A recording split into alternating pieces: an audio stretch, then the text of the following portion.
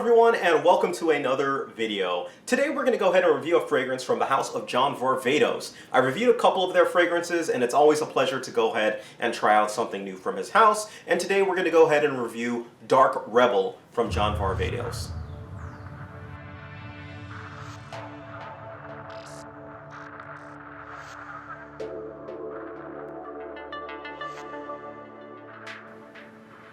Now this fragrance was released back in September of 2015, so it's a rather recent release, and I actually meant to review this a while ago. I'd gotten, my prerequisite, studying done for the fragrance, but it's just one that I'd never got around to doing before then. So this fragrance is a while in the making, and I had to go back over and kind of re-get my smell for the fragrance. Now, it's available in two main sizes, a 4.2 and a 2.5. The 2.5 ounce is going to run you about $66 retail, and the 4.2 is going to run you about $86 retail. So that said, if you look around, you can find this much cheaper. Search around for some discount size. It's already being discounted, and I can kind of see why, to be perfectly honest. But with that, let's go ahead and get right into the review. Now, the notes are on the screen for this fragrance. The notes that I really want to point out that are highlighted, or sorry, not highlighted, but are the main notes are really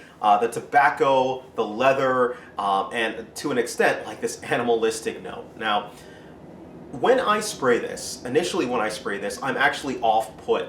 I'm put off by this fragrance, mainly because of the fact that it comes off as a little bit bitter to me. It has a little bit of the original John Varvatos' DNA, which is nice, but it comes off as bitter, and it's a kind of bitterness that kind of turns my stomach a little bit.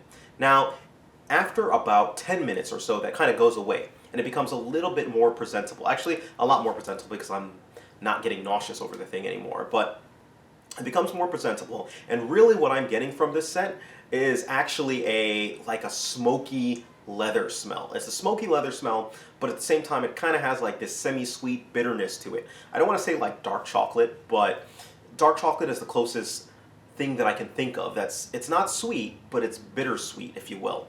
The other major thing that comes out of this is this animalistic note. And the animalistic note kind of reminded me and made me think, oh, this fragrance might have oud in it.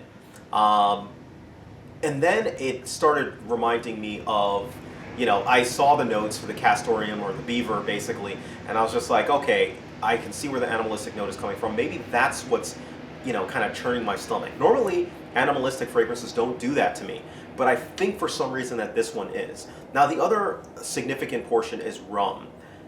A lot of fragrances, when they have, if you know me and know me at all, you'll know that I love fragrances that have whiskey notes or alcoholic notes, gin, whiskey, rum, all sorts of, vodka. I love those scents that incorporate those notes within it. This one is a little different though. The rum note really smells like rum, and that's actually not such a great thing. It smells like raw rum as it comes up to it. Now, it's a certain brand of rum.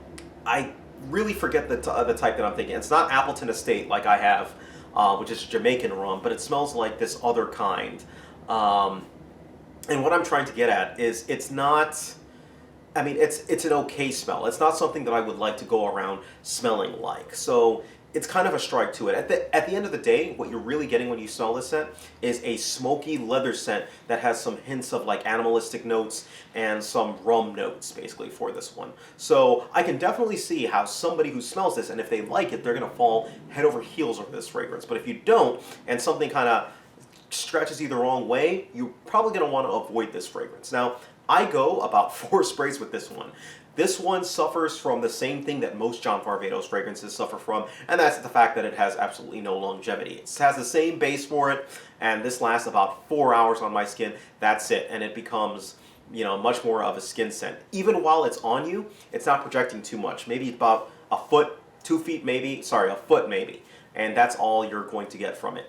It's a fragrance for older people. If you are, I would say, 25 and up, this may be a fragrance that you'd be considering, but if you're younger, this might not be the fragrance for you. I think it's really trying to reach for this maturity that's in the fragrance, and I don't think that if you're younger, you can pull this one off effectively. But I think it's a great fragrance for any season.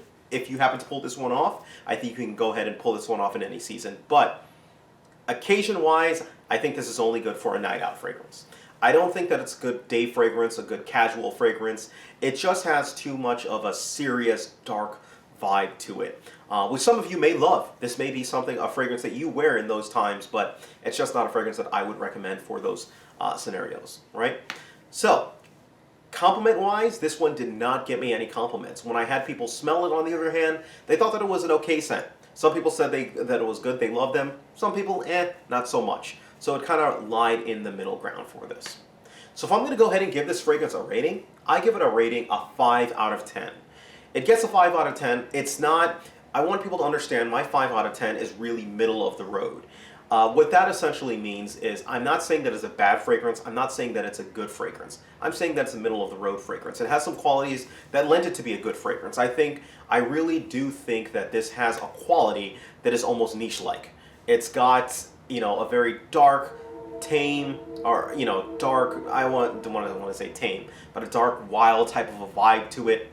But it disappoints. It doesn't have the projection.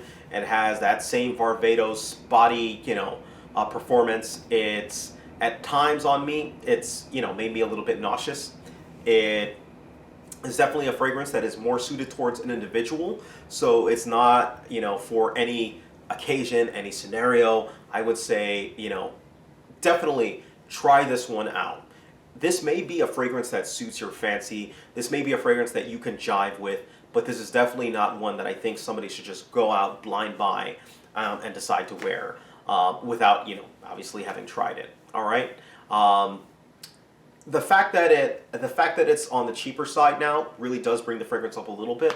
But at the end of the day, with poor performance, and questionable smell to me, it's just middle of the road for me. Again, all that said, I can still see how some people like it. All right. So let me know what your thoughts are on this fragrance. It's been out for a little bit, so I'm sure there are some opinions out there. Let me know what you guys think. Maybe you guys completely disagree with me, in which case I completely understand. But that's what my thoughts are on. All right? Thank you guys. Take care of yourselves, and you guys have a great day.